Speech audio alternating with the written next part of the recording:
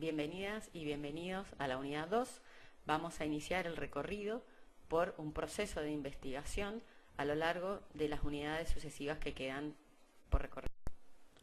Durante esta unidad vamos a iniciar el recorrido por las distintas fases o etapas que implica un procedimiento de investigación social. Como ya dijimos, vamos a ir trabajando en paralelo entre diseños o metodologías cuantitativas y cualitativas. Cuando hablamos de estudios cuantitativos nos vamos a referir a etapas, precisamente porque consideramos que este es un proceso lineal, y cuando hablemos de paradigmas interpretativos o metodologías cualitativas hablaremos de fases o de componentes de este proceso, que precisamente refieren a las características flexibles y emergentes de este diseño. Son dos procesos diferentes que responden, por supuesto, a dos metodologías diferentes y que están fundados, como ya vimos en la unidad anterior, en dos paradigmas diferentes también. Esta imagen, construida a partir de una propuesta de Hernández Sampieri, también nos presenta los distintos lenguajes que vamos utilizando según cuál sea la metodología en la cual nos posicionemos. No es lo mismo hablar de marco teórico que de contexto teórico, no es lo mismo hablar de aproximaciones de sentido que de hipótesis o de variables y categorías de análisis. Pero cada una de estas cuestiones las iremos desarrollando y comparando en las sucesivas unidades. Entonces, como veníamos planteando, el inicio de una investigación parte precisamente con una idea que va a ser abstracta, que va a ser imprecisa, que no va a estar claramente delimitada ni recortada, sino que precisamente va a ser el proceso que vamos a desarrollar en los primeros momentos, para poder transformar una idea en un tema de investigación y luego, como veremos, en un problema de investigación. Las fuentes de nuestras ideas de investigación son múltiples y diversas. Pueden provenir de nuestros intereses personales, de nuestras trayectorias educativas, familiares, académicas, históricas. Pueden estar motivadas en una película o en un libro que hemos leído. Siempre va a depender de dónde y para qué estemos llevando adelante una investigación. Podemos hablar de una tesis de grado, de una tesis de posgrado o de una investigación en el marco de alguna de las agencias de investigación de nuestro país. Así pues, también la institucionalidad y el lugar donde se inserte la investigación puede también condicionar o sugerir nuestra idea de investigación. Este primer momento tiene que ver con un proceso de elaboración que va, como decimos, de esta idea inicial de investigar sobre algo, que es una idea vaga, imprecisa y general, hasta la conversión de esa idea en un problema investigable. Este concepto que nos da Miguel Valles tiene que ver con poder entender y plasmar que no suceden las cosas de manera inmediata, sino que tienen que ver con un desarrollo y una actividad dentro del marco de la investigación. La idea que pensemos tiene que tener pertinencia a la disciplina y a la ciencia en la cual se inserta, tiene que aportar cierta novedad al conocimiento científico sobre la cuestión y puede ser básica o aplicada. Podemos encontrar múltiples situaciones a la hora de revisar antecedentes sobre esta idea de investigar, pero siempre pensando además en que debemos ser novedosos, en que debemos tener una estructuración y que debemos considerar cuál es la perspectiva o el enfoque principal que vamos a darle a nuestra investigación. Posteriormente debemos pensar en cómo transformar ese tema, esa idea, en un problema investigable. El problema es, como decimos, el interrogante central de la investigación. Además afirmamos que un problema bien formulado, bien explicitado y redactado, de alguna manera nos garantiza el 50% del desarrollo de una buena investigación y de alcanzar los objetivos que se pretenden. Podríamos decir que la formulación del problema es algo así como la columna vertebral de nuestro proceso de investigación. Formular el problema significa recortar y precisar aquello que habíamos ideado en un momento inicial.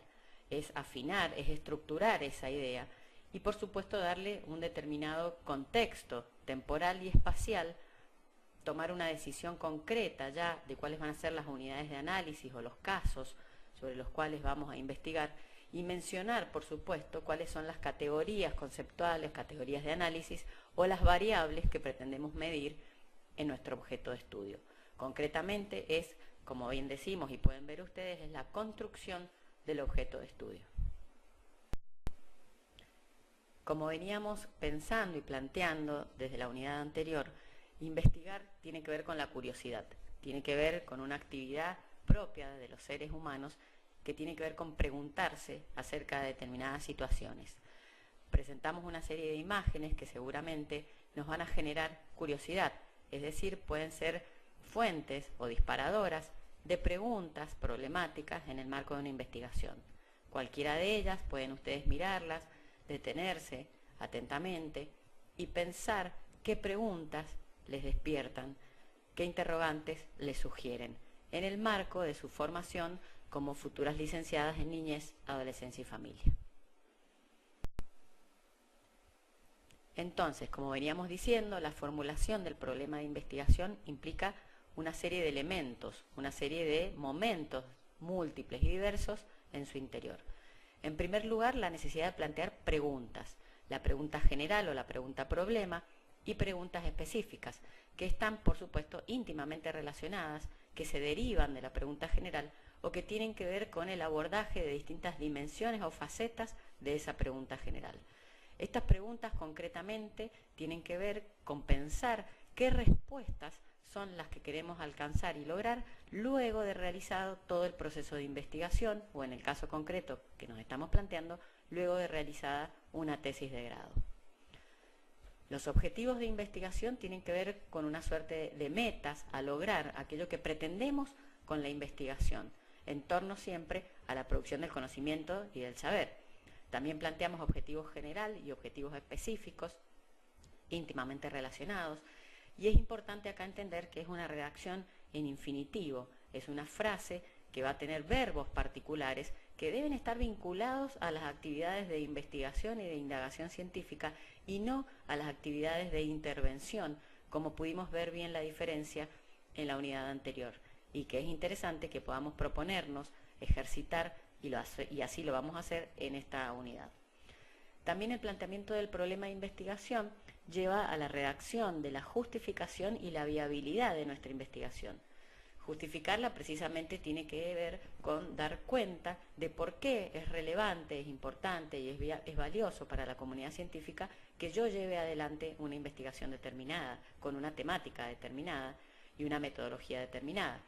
Podemos tener justificaciones del punto de vista social, es decir, cuál es la relevancia social de la cuestión para ser investigada, cuál es el valor teórico del estudio que propongo, qué aporta y en qué sentido, o también incluso un valor metodológico, tal vez porque estoy proponiendo un abordaje metodológico que antes no se había dado, o la construcción de una técnica o un instrumento de relevación de datos que hasta ahora no existía, o incluso en la estrategia de análisis que propongo de datos. Cualquiera de estas miradas o varias de ellas pueden aportar a la justificación de la investigación.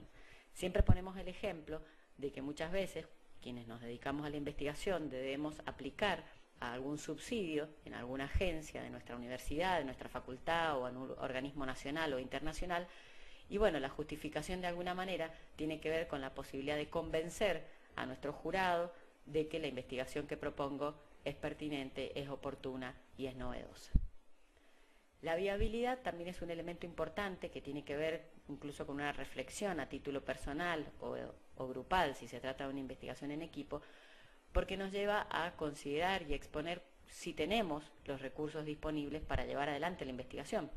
Recursos no solo en un sentido económico y material, sino también recursos teóricos, recursos temporales, cuál es el cronograma de actividades, si el tiempo disponible es pertinente y está relacionado con los objetivos que nos proponemos lograr, es decir, si voy a poder alcanzarlos en el tiempo disponible. Este apartado también hace a poder planificar certeramente y con realidad y realismo la investigación. Y finalmente nos detenemos en esta imagen que es sumamente importante y que, si bien parece simple, contiene mucha información. La formulación de la pregunta problema. Ya dijimos que debíamos desarrollar una pregunta general y preguntas específicas. Pues bueno, esta pregunta general o problema de investigación debe contener en su redacción tres elementos fundamentales y centrales. Identificar, en primer lugar, la unidad de análisis o los casos sobre los cuales vamos a centrar nuestra investigación, y aquí utilizamos el término unidad de análisis, y que ustedes pueden ver resaltado en color rojo cuando nos ubicamos en estudios cuantitativos, y referimos al término casos de estudio, cuando nos ubicamos dentro de un paradigma interpretativo o metodología cualitativa. Pues bien, sea uno u otro, deben estar claramente identificados, ya mencionados y explicitados en nuestra pregunta-problema. De la misma manera, esta formulación debe contener variables, en el caso de estudios cuantitativos, o las categorías conceptuales centrales de la investigación, si son estudios cualitativos. Y el tercer elemento central es la delimitación temporal y espacial de la investigación. Es decir, que yo debo explicitar en esta pregunta-problema el momento y el recorte geográfico o institucional en el cual yo voy a llevar adelante la investigación.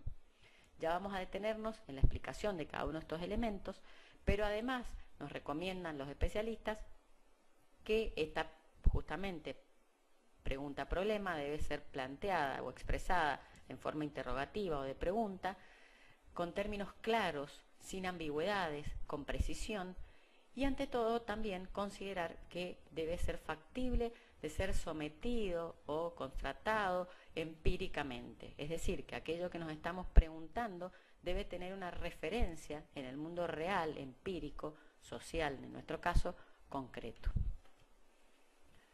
Cuando hablamos de unidad de análisis o de casos, nos referimos a aquello donde se van a observar o a medir las variables, aquello o aquel lugar o espacio donde vamos a comprender la cuestión que nos está interrogando, y pueden ser tanto personas, individuos, instituciones, organizaciones de la sociedad civil, grupos o colectivos, o incluso obras del ser humano, como podría ser, por ejemplo, un expediente judicial o administrativo, o un libro o un texto.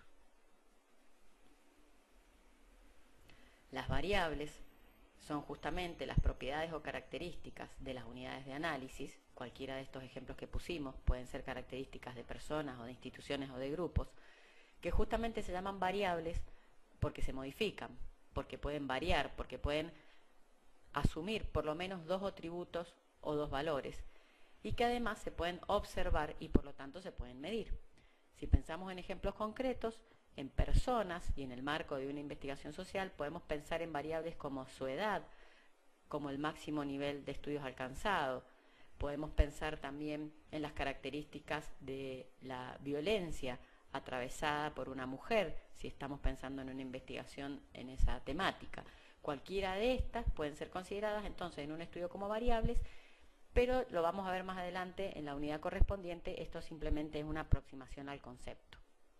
De la misma manera, las categorías conceptuales que debemos incorporar en la formulación de la pregunta-problema tienen que ver con los aspectos a comprender del fenómeno.